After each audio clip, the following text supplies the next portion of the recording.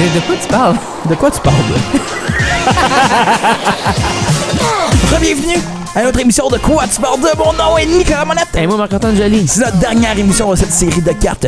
Et puis, on va parler de festival. Festival très important dans la culture franco-ontarienne. Le festival, eh bien, vous l'aurez deviné, le FFO. Franco-ontarien. Qui est peut-être juste le festival franco maintenant.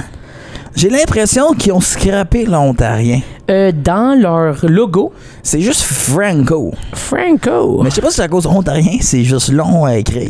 C'est surtout long, mais je pense que le monde l'appelle encore le festival franco-ontarien. Ouais. Reste que c'est le festival franco. Puis je pense que tout le monde, entre franco-ontarien, l'appelle le festival franco. Oui. Puis personne l'appelle le festival franco-ontarien. Exact. Mais c'est pas grave, c'est de la musique en français. À ne pas comprendre avec les franco. Folie. Exact. D'accord. Mais ça, le monde l'appelle pas les francopholies, ils disent les franco. Ah ouais? Oui. Moi, je connais... L'affaire, c'est aussitôt qu'il y a franco, il y a quelque chose qui Fun. on pitch à la poubelle. Je sais pas pourquoi. Fun, franco-ontarien, franco... Tu vois, on dit jamais francophone. Franco? Hey, on est-tu des franco-avertins? Franco-colombiens? Oui. Franco-yugonais? Mais où est-ce que tu t'en vas avec ça? Je sais pas, moi, j'étais Ok. rentré dans les numéros que j'ai eu France-Asquois, puis j'étais comme, c'est pas ça. Franco-manitobain, puis les Acadiens, tu sais. J'aime les Acadiens. Ils ont un branding. Vraiment. Comme, good job, l'Acadie. Oui. Vous avez bien fait ça. Eux autres, ils feraient ça au mois d'août. Oui, le 15 août. C'est pourquoi c'est le 15 août? C'est parce que c'est la mi-août. Oui. 15 août, c'est la fête de la Vierge Marie, l'Assomption. Oui. Et C'est puis- leur tête à mort. Moi, c'est ça Oui. que je... Mais sur le drapeau acadien, Oui. il y a une étoile. Oui. L'étoile représente la Vierge tête à mort. La Vierge Marie. Oui, OK. Vierge Marie qui est l'ange protectrice de le peuple acadien. Ben oui. D'où pourquoi ils célèbrent le 15 août en tant que fierté acadienne. C'est exact. Et voilà. T'aurais pu dire n'importe quoi et je disais exactement ce que j'étais pour Oui, dire. mais moi, je réalise qu'il y a d'autres personnes qui nous écoutent Oui. qui ont un QI élevé au tien. Beaucoup plus élevé que le Je mien. dirais que 99% du monde, On a un meilleur QI que moi. oui, parce 100%. qu'il y a quand même Steph Paquette qui nous écoute. C'est vrai. Là, on descend la barre. Fait que lui, il est dans le en dessous, Exactement. mais le reste, vous êtes Fait que je par-dessus. suis au-dessus de Steph. Oui, Je suis bien heureux de ça. je pense que tu serais triste d'être en dessous de Steph. Ça aussi. Mais aujourd'hui, hey, on parlait de Steph Paquette. Oui. C'était aussi l'ancien...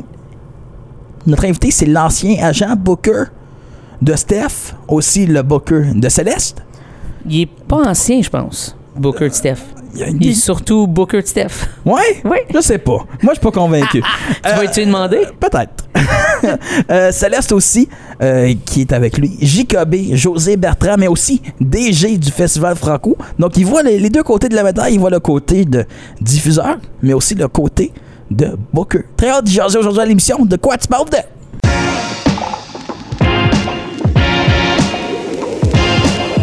De quoi tu parles? De quoi tu parles de? Un homme a plusieurs chapeaux, malgré qu'il ait une belle coiffe. C'est vrai, ça. À la fois Booker avec Jacobé, DG de Simone Chick en charge du festival franco-ontarien, mais plus important encore, le chick d'une certaine chiclette Julie Kim. De quoi tu parles de? José Bertrand, ça va bien? Ben oui, ça va. Salut les gars. Salut. C'est vrai que c'est zéro important, mais on va commencer avec les choses non importantes. C'est vrai que José a toujours des beaux cheveux. Peu importe le style qu'il a eu, ça fait toujours partie de lui. Je voulais te le dire, José, ouvertement aujourd'hui. J'ai ma coupe Longueuil jusqu'à temps que ma blonde se tanne puis elle fasse comme la coupe Longueuil, ça va faire. J'en avais une petite à la Michel Bénac, un peu mieux. C'est parfait. Dans le fond, c'est ça, t'es la rivalité de Benac avec la chevelure. J'aime ça. Ouais. C'est parfait. Mais là, aujourd'hui, autre que tes cheveux, on va parler de tes différents mandats, les trucs que tu fais, les trucs que tu gères. Premièrement, Jacobé, pour les gens qui savent pas c'est quoi, comment tu nous expliques ça? Jacobé, aux yeux de Monsieur Tout-le-Monde, c'est une agence de booking depuis... ça va faire 15 ans, les gars. Wow! Ouais, c'est une agence de booking principalement, qui d'autres services se sont ajoutés au fil des années, mais principalement une agence de booking. Et Jacobé, tu l'as-tu parti avec Julie Kim? C'est soit ça ou que les initiales de vos deux noms s'alignent, mais très bien. Parce que c'est tout ça aussi quétaine que ça sonne. C'est Julie Kim Baudry, José Bertrand, ma fille s'appelle Jamiel, mon gars s'appelle Kieno. On a eu un chien qui s'appelait Jazzy, tu sais, on est dans le quétaine. That's it. Mais ça fonctionne. Moi, j'aime ça. Ça résonne bien. Ça aurait été mieux encore José Kevin Bertrand. Puis là, t'aurais eu deux vraiment J.K.B. Oh, José Kevin. Double E. Double E. Kevin. Ouais, Kevin. Kevin. Ça serait drôle que ton nom du milieu, ça soit Kevin, par exemple. Ça serait parfait. Kevin. Alors, je sais pas comme ça, Kevin. Mais justement, on parle de J.K.B. Ton introduction dans le milieu artistique de booking, comment que ça s'est fait? Où est partie l'idée, justement, de se partir en booking? Ouais, puis c'est là que je donne mon âge. J'ai l'impression que je vais sonner comme un vieux, là, mais en même temps, j'ai une formation musicale. Je suis allé au cégep au Québec, nécessairement. Je suis un franco-ontarien d'adoption. Donc, cégep en musique, université en musique en jazz. Puis à la fin de mes études, il y avait... j'ai toujours eu une facilité ou une passion un peu pour faire des projets puis faire gérer les projets. C'est qu'il y a eu une école à Montréal qui est née en 95, quelque chose genre, qui s'appelait l'École du show business. Puis c'était un diplôme d'études professionnelles ou un certificat, je ne me rappelle plus trop quoi, qui donnait finalement un certificat en gestion des industries culturelles ou en administration des industries culturelles. C'est ça que je suis allé chercher. Ça fait longtemps, dans un autre siècle. Puis on est déménagé en Ontario en 1999. Puis au fil du temps, à un moment donné, pour faire une histoire courte, plus courte du moins, c'est qu'en 2010 sont nées les Chiclettes. C'est que c'est parti avec les Chiclettes, en fait. Puis au même moment, me rendre compte qu'il n'y avait personne à ce moment-là qui faisait du booking, qui faisait de l'agence artistique, qui aidait les artistes en Ontario francophone. Puis de fil en aiguille, on est arrivé là aujourd'hui à représenter les artistes franco-ontariens depuis ce temps-là. C'est comme ça que c'est né. Cool. C'est fou de penser que tu es arrivé dans une industrie où tu t'es dit OK, ben là, il y a personne pour aider. Ouais, il y a personne pour aider personne. Puis là, tu t'es dit comme veux pas, par défaut, t'es comme ben I guess je vais le faire parce qu'il y a personne, mais de voir de l'époque à aujourd'hui, puis voir comment ça a évolué, est-ce que ça t'amène dans une perspective où c'était comme OK, cool, on a comme une industrie qui est un petit peu plus établie, si on veut? Puis c'est une bonne question que tu amènes là parce qu'effectivement, on se ramène à 2009. Quand je regardais l'industrie, c'était pas structuré. C'était un peu comme moi j'aime ça faire de la musique, c'est que j'ai monté quelque chose. Puis j'avais quand même une expérience, comme je disais, comme musicien, tout ça, puis de voir les choses qui se présentaient sur scène, ça devenait...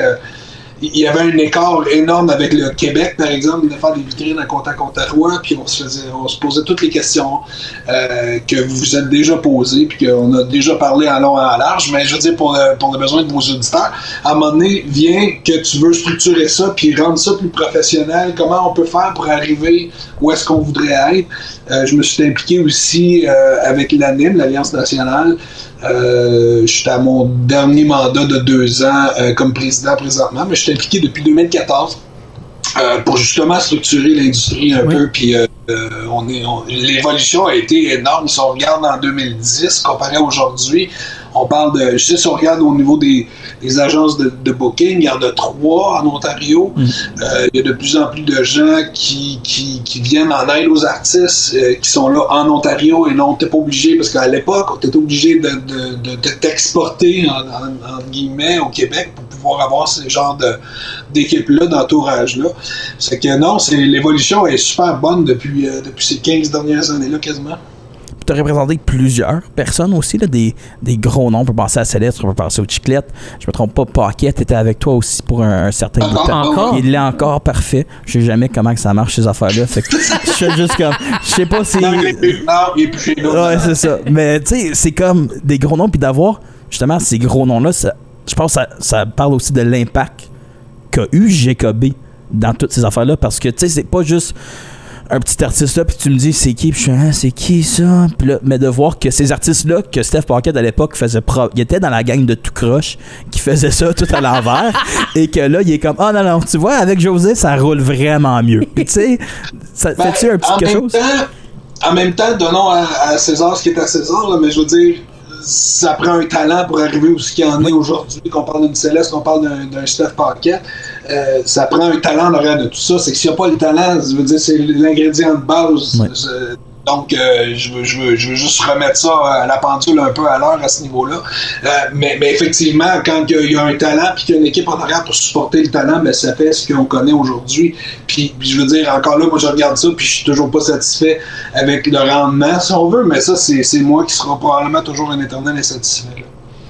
Bien, c'est certain qu'il y a plusieurs, on va se le dire, combats dans notre industrie, dans l'industrie franco-canadienne. Toi, tu les vis avec les artistes, mais après ça, tu les vis avec les diffuseurs, avec la programmation. En tant que mari. Oui, aussi. D'être toujours un peu dans cette, on va se dire, cette bataille-là. Est-ce que tu trouves que c'est difficile ou est-ce que t'es prête à lever tes manches puis à faire comme, OK, ben, on va faire le travail pour essayer de combattre ces défis-là puis de s'aider là-dedans? C'est un peu de tout ça. Je veux dire, c'est un méli-mélo de tout ça, dans le sens où il y a des fois, tu fais comme, hey, ça fait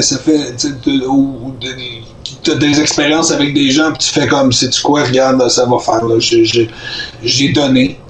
Puis il y a d'autres fois où ce que tu fais comme, non, ça avance, tu sais, puis faut être en mesure de prendre un recul pour regarder l'ensemble, puis des entrevues comme ce que vous faites, les gars, qui est intéressant, parce que moi, ça m'appelle, du moins, à me remettre dans une position de regarder la forêt, puis de voir la forêt des arbres, puis de voir qu'il y a eu une évolution, parce que souvent, on est trop longtemps dedans à pas voir ce qui se passe. C'est que c'est bon, ça.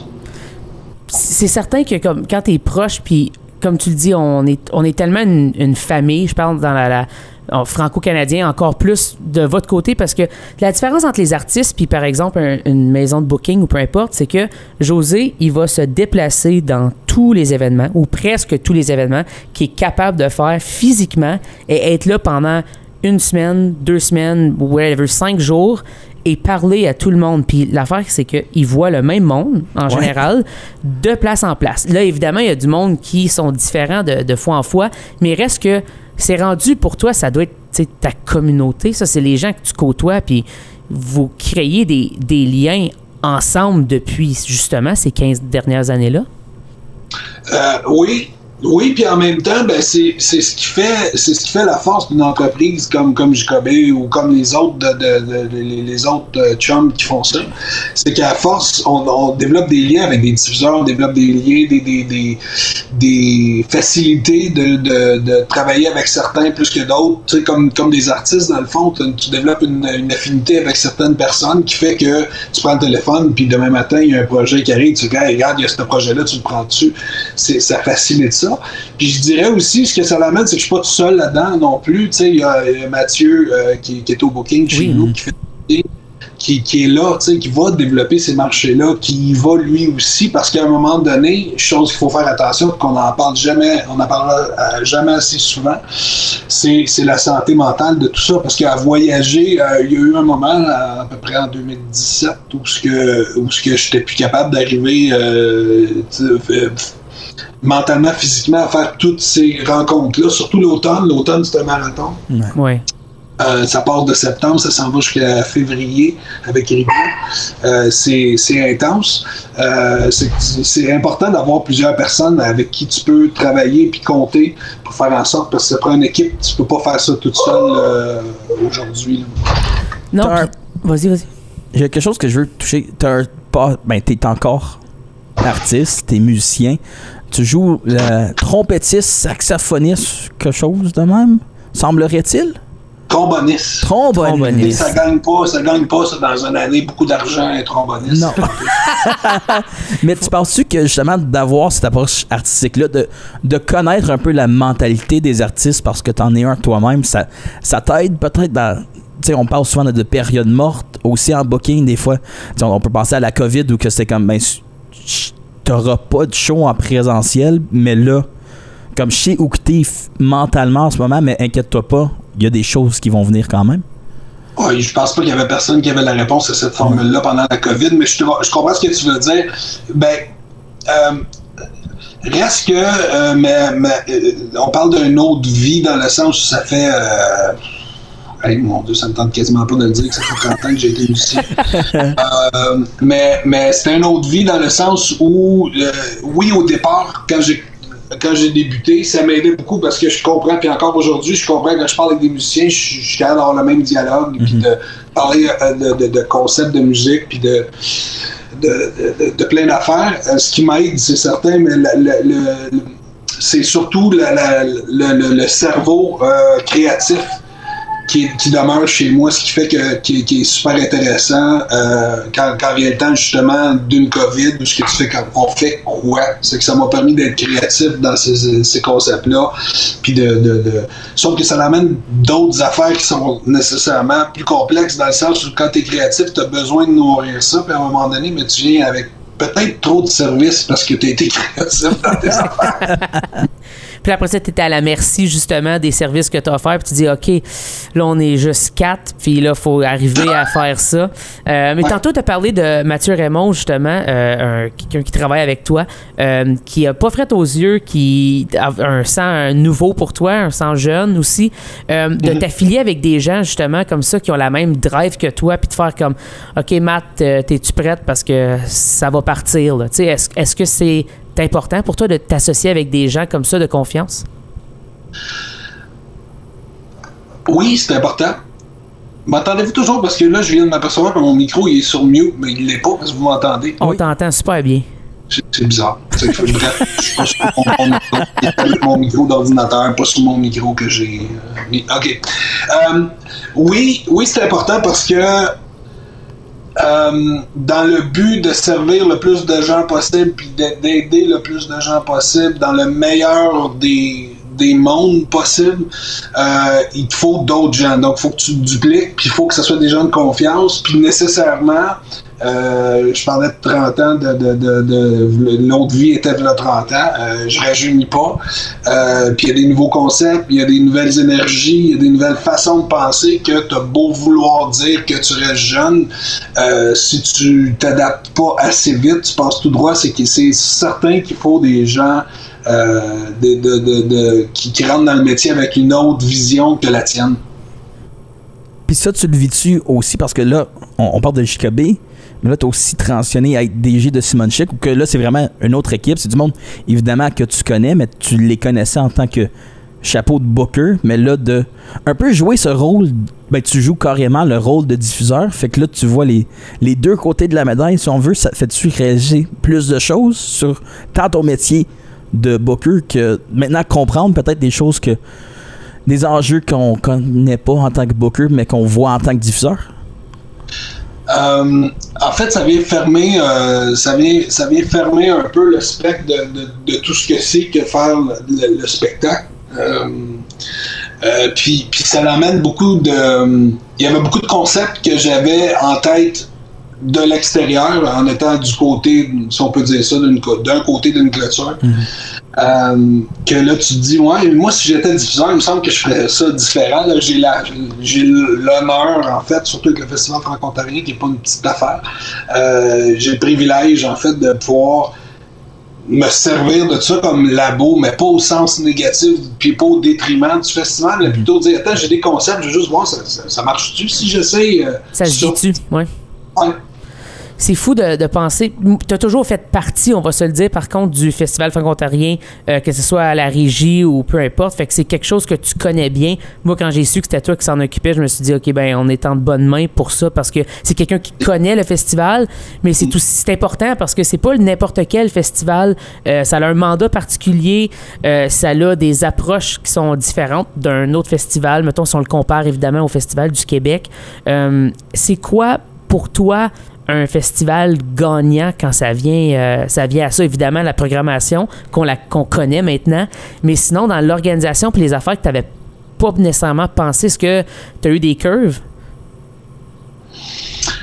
va toujours en avoir des curves, surtout au niveau de l'appétit, où à un moment donné, tu as tellement d'idées, puis tu t'assois avec l'équipe, tu dis, ben moi j'aurais ça, puis là, tu alimentes nécessairement une équipe, parce que le Festival Franco-Ontarien, c'est quand même beaucoup de gens en arrière de ça.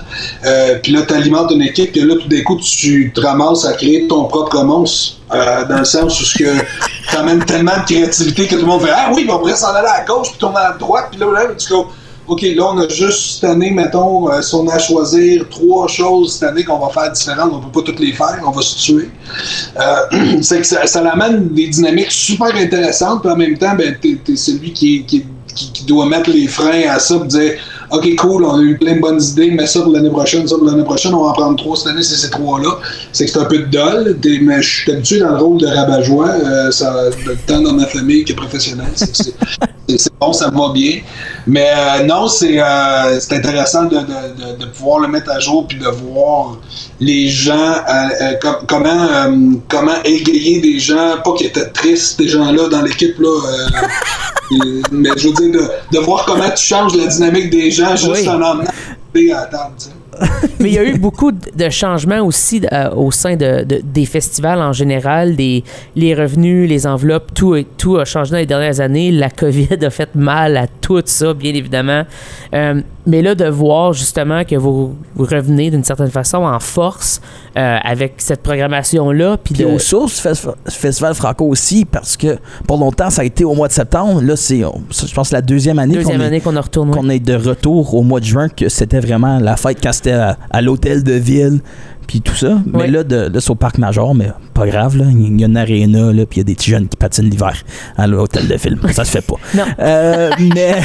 Mais de faire ça, puis d'avoir... tu parlais de tes concepts, il y a quand même 3 soirées qui sont conceptuellement différentes. Reste que c'est du spectacle, mais la première soirée de jeudi, c'est une soirée afro-caribéenne. Le vendredi, après, c'est un peu plus jeune, c'est plus fibre, c'est Saramé et Fouki, le flow. Puis là, t'as aspect mon oncle, ma tante avec Damien et Caïn. Fait que pour toi, c'est important de... Parle-nous de ces concepts-là, puis comment vous êtes venu à choisir ce genre les 3 différents formats pour les soirées. Ça vient d'une étude que le festival a fait faire il y a 2 ans, qui est arrivée à terme cette année, où est-ce que finalement ça faisait crever l'abcès que bien d'entre nous le savaient, puis à un moment donné, tu fais comme, OK, le festival descend en popularité en nombre de personnes qui viennent. Pourquoi les gens sont pas satisfaits? Qu'est-ce qu'on peut faire pour faire en sorte qu'on ramène les gens, mis à part la COVID, parce qu'il faut s'entendre, ça aussi, ça fait mal, oui. Mais qu'est-ce qui fait que les gens pourraient revenir? Qu'est-ce qui fait que les gens venaient plus, puis être à l'écoute finalement de la communauté? Puis non seulement être à l'écoute de la communauté, mais qui sont ceux qui pourraient faire partie de la communauté qu'on parle pas, qu'on discute pas avec. Puis c'est certain que je veux dire, c'est pour ça que ces 3 thématiques-là sont nées. C'est que c'est le côté de multiethnique, le côté jeunesse. Puis, bien entendu, le public existant que tu as catégorisé de mon oncle, ma tante, mais qui est quand même le public vieillissant du festival, mais qu'on se doit de conserver, qu'on se doit de perdurer. Absolument. Mais en même temps, faire évoluer le festival, l'emmener ailleurs, à le faire grandir. Puis d'avoir justement cette approche-là, ça permet de pouvoir faire ça. C'est fou de penser qu'un festival de cette envergure-là a une étude de cas, toutes ces fonctions qui sont mises à l'action pour justement à s'assurer que le festival continue de grandir, chose qui est de plus en plus dure de nos jours, on va se le dire. Il y a beaucoup d'offres. En général, on est saturé de trucs.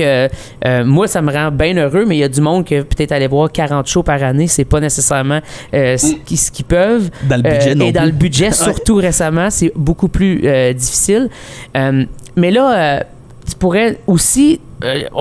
il l'a pas mentionné, là, José, mais l'affaire, c'est qu'il book du monde au Canada, mais il book du monde en Europe aussi, puis un peu partout. Fait que moi, je veux que tu parles de ce côté-là aussi, le fait que tu fais du booking. C'est plutôt en France ou c'est en Europe au complet? C'est l'Europe francophone, soit qui a été appelé un jour le Benelux, la France Benelux, c'est la Belgique, le Suisse, le Luxembourg, puis la France. Le Luxembourg qui est un pays suspect. Excuse-moi, là. Mais comme, pourquoi tu peux pas juste faire partie de la France ou de la Belgique? T'as des vieux châteaux pis t'es riche. C'est comme un paradis fiscaux. Je comprends pas. C'est probablement pour ça qu'ils sont Oui, puis leur drapeau, c'est même pas un vrai drapeau. Ils ont comme copié les autres, puis ont fait non, notre bleu il est un peu plus pâle. Sacrez-moi patience. Luxembourg puis la ville capitale, c'est quoi? Luxembourg. C'est comme le Québec. C'est des souverainistes. On a trouvé la solution. Voilà. Ah, c'est réglé. Bon. Mais je compte. Nick, il règle bien des affaires toute seule, par exemple. Non, mais c'est bon, j'aime ça. J'ai pas besoin d'en parler. Non, mais c'est né tout simplement d'un appétit où que tout le monde est là en train de se dire je vais aller vendre mes projets, en France, on traverse l'océan, déjà là 4 fois par année. Puis à un moment donné, tu fais comme OK, mais ça coûte, puis on s'entend, le Canada est très choyé, puis fonctionne aux subventions énormément dans les arts. Puis on est un des seuls pays ou très rares pays à avoir autant de subventions, puis il faut en être reconnaissant. Mais en même temps, il faut pas. La réflexion était là. La réflexion était pourquoi qu'on n'engage pas quelqu'un, pourquoi JKB n'engage pas un consultant là-bas à temps plein qui fait ça, développer pour les projets là-bas. C'est là est née l'idée. Puis on a continué à partir de là pour pouvoir faire en sorte qu'on puisse exporter nos artistes éventuellement, mais c'est à long terme, c'est pas du court terme. C'est le fun, ça paraît de. Puis je pense qu'on voit de plus en plus une ouverture aussi du monde international francophone, tant de l'Afrique que de l'Europe, puis de voir qu'il y a ce partage de culture-là qui se fait quand même très bien. On peut passer à des Loud qui vont faire du rap keb. Ils vendent l'Olympia à Paris, puis tu fais... Mais ils comprennent peut-être pas qu'est-ce qu'ils disent, les référents. C'est très niché dans les référents montréalais. Oui. Mais de voir qu'il y a cette ouverture-là, je pense avec les plateformes de streaming, les réseaux sociaux, on a justement plus cette polyvalence, ce partage de culture. Fait que pour ça, je trouve ça super. Puis il y a plein d'artistes franco-ontariens que c'est des Français, fait que ça doit aider aussi. Il y a certains liens qui sont faits là, qui peuvent nous aider. C'est vrai qu'on a beaucoup de Français dans notre industrie. On les remercie, on leur dit bonjour aujourd'hui. Mais sinon, pour une autre question que j'ai pour toi, José, je me demandais, est-ce que tu peux nous dévoiler peut-être quelques artistes qui vont être sur la scène franco-ontarienne que vous avez annoncée il n'y a pas si longtemps?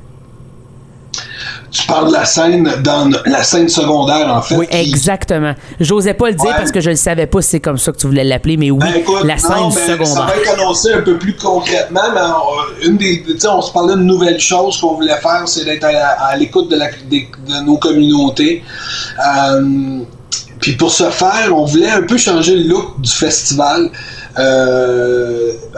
Dans le sens où quand on rentre sur le festival, ça fait peut-être 20 ans que c'est de même, tu rentres sur le festival, il y a des tentes de chaque bord, tu te prends en scène, t'attends en scène, tu prends ta bière, t'attends, cette expérience-là devient un peu lassante à la longue. C'est comment qu'on pourrait raviver un peu un festival sans que ça coûte trop cher, puis que ça donne un petit boost d'énergie différent. C'est que pour ce faire, on va avoir ce qu'on a appelé le café communal. Puis communal, moi, ça avait un sens très biblique ou église, mais communal venant de communauté. Ouais. Puis c'est une grande tente, en fait, où est-ce qu'on a mis justement une scène et un bistrot avec un café, crépier, puis des affaires comme ça qu'il va y avoir là. Puis il va y avoir des artistes. En fait, c'est en partenariat avec la PCM et Au Mic qu'on fait ça. C'est que les artistes, je ne sais même pas encore moi-même parce que ça va être divulgué. Là, vous êtes à l'écoute peut-être la semaine du 30 mai, mais ça a été divulgué la semaine passée, sauf que c'est la semaine prochaine, dans 2 semaines, c'est qu'on ne sait pas nous autres vraiment encore. Mais sinon, dans les expériences cool qui vont avoir lieu, tu sais, quand on parle d'être à l'écoute de la communauté, puis là, je vous donne un petit hint qui va être juste avec vous autres, mais que je vous le donne. C'est que l'expérience VIP ou l'ère des amis qu'on appelle au Festival Franco, c'est dans les années antécédentes, il y a eu plusieurs versions de l'ère des amis. Oui. L'année passée et l'autre année d'avant, on n'avait pas mis vraiment de temps là parce qu'on était en retour de COVID. Puis bon, cette année, on augmente cette expérience-là. Il va y avoir un an des amis. Et il va y avoir aussi un hôtesse de l'air des amis. Oh! Qui va être là et qu'on va que là à ce moment-ci vous allez le savoir, mais c'est une drag queen et son nom je l'ai pas. Je m'en rappelle pas, je l'ai pas devant moi. Moi, vous la trouvez, je vais vous la donner un moment donné. Mais qui va animer ça. Très cool. Puis non seulement ça, là où on a fait un petit hop, c'est qu'il va y avoir une aire sur la scène. Oh! Pour l'air des amis. Et puis là, tu vas avoir accès à tu vas être au niveau de la scène, tu vas être sur la scène du côté gauche en regardant les spectacles si tu as acheté ton billet dans l'air des amis, mais c'est à 90% vendu l'air des amis, mesdames et messieurs. C'est que il reste pas Wow. Fait que Bravo, avoir une c'est expérience side stage, c'est quand même cool. C'est vraiment cool. C'est vraiment sharp. Je te dirais que moi, j'ai la chance de vivre beaucoup le side stage dans ma vie. Ça, c'est moins cool pour toi. Fait que moi, je veux être en avant. Toi, tu vas être une des madames avec des chaises patio, genre. 100%. Avec leur chaise de camping. J'en amène 8 Ouais. pour tous mes amis. Ceux qui n'ont pas réussi à s'acheter le T'as VIP. l'expérience parent où ton petit va courir partout et tu verras pas aucun show. Il y a ça aussi. Il y a surtout ça. Il risque, l'année passée, je l'ai amené. Il a tombé endormi. Il était rendu 11h parce qu'il était trop stoked. Fait que je figure que ça va être aussi pire cette année aussi. Mais j'ai hâte de le vivre. Pour moi, c'est un rassemblement. J'aime ça, le Festival franco-ontarien. C'est important pour moi. C'est important pour la J'ai une communauté. question pour vous autres pour finir. Oui, vas-y. Te souviens-tu de ton premier festival franco-ontarien, José? J'essaye souvent de m'en souvenir parce que je me rappelle pas comment ça a commencé mon aventure avec le Festival franco-ontarien. Outre que j'ai toujours été chum avec les organisateurs, puis je me ramassais toujours en arrière-scène, probablement parce que j'étais agent de spectacle, mais je me rappelle pas c'était lequel mon premier vraiment. Toi? C'est plate, hein? 2014? C'est ton premier? 2014, c'était c'est mon tard. premier. Oui, c'est tard. Oui. 2014 avec Céleste. Son Ouais. premier C'est show. un late bloomer. C'est le premier Oui. que t'as vu en plus. Premier que j'ai vu, ben je pense que oui. Avant ça, j'y étais pas. Mais l'affaire, c'est que, faut dire les vraies affaires, pendant ce temps-là, c'était en même temps que le Rockfest à Montebello. Ah. Et c'est ça, le punk intérieur en moi, il avait acheté ses Early Birds de Rockfest avant que le Festival Franco, il monte ses affaires. C'est ce qui s'est passé de, pour moi, 2011 à 2014. Moi, j'avais été voir Jean-Pierre Ferland. Ouais, en quelle année? 2006, 7?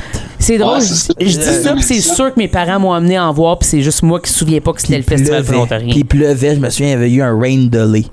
Wow. Chose qu'on ne souhaite pas cette année. Non. Je prévois Il va déjà. faire beau. Je te le dis, il va faire très beau. Faire super beau, je suis convaincu. Très de ça. beau. Ouais. J'ai Je suis un in content avec. que j'appelais ça. Nous autres, on a checké ça. Je puis connais ça un fait gars beau. Environnement Canada. On lui a dit il faut qu'il fasse beau ces Sur le dates-là. site web, ça va dire qu'il fait beau. Reste à voir sur Reste le voir site. si Dame Nature a fait ce qu'elle veut, je vous le confirme. Ben, un grand merci, José. Puis on invite les gens 13, 14, 15 juin. C'est bientôt. Festival franco-ontarien Parc Major. Ouais, 2 semaines. Ouais. Ça s'en vient vite. Achetez vos billets si vous les avez pas. Sinon, Les prix sont bons en plus. oui, hein, les prix sont excellents. Ils sont très bons, les prix. Mais pour les jeunes qui nous écoutent, là, c'est 10$ quand même. C'est. Honnêtement, Tu peux pas aller voir un film pour 10$. tu peux pas rien faire pour 10 piastres. Tu peux rien faire, littéralement rien faire. Tu peux même pas t'acheter 10 piastres? 2 drinks au Starbucks pour 10$. J'étais pour dire que c'était 3 coques au resto. Et voilà. tu vois? Mais ça, c'est sans refill. Ça, non, oublie ça, là. Puis, puis C'est un coke, un Sprite et un ginger ale. C'est ça que c'est. si t'es chanceux, avec les taxes, impossible. Ouais. Ça va être plus que 10. Fait que tu vois, tu peux avoir plus de fun en allant au Festival Franco que t'acheter 3 sodas. Voilà. Nous autres, là, votre marketing, on vous arrange ça, hein? Fait juste vous le dire. Drette là. Festival Franco, 3 sodas, Festival Franco. Quintoué. Merci, Excellent. José. Merci à vous, les gars.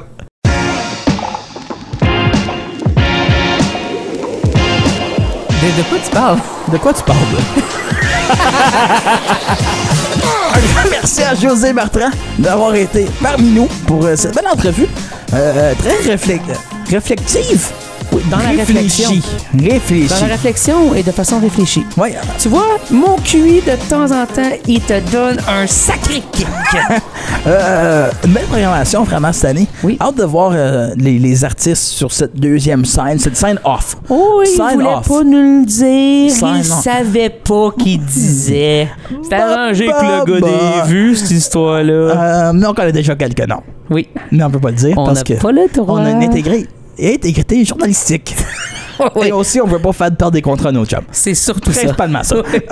Mais c'est le fun d'avoir justement cette place-là pour la relève franco-ontarienne Absolument. et de quand même les jumeler à des gros noms. Oui. Donc, tu sais, on a Flo Franco, on a parlé souvent sur le podcast, puis là, il se fait jumeler à Fouquet et Sarah May, qui sont deux géants de l'industrie musicale québécoise. Et puis là, tu as Damien Robitaille, qui est déjà un géant franco-ontarien. Oui. Et là, il se fait jumeler avec les petits Québécois, qui est quand? Un géant sur Twitter.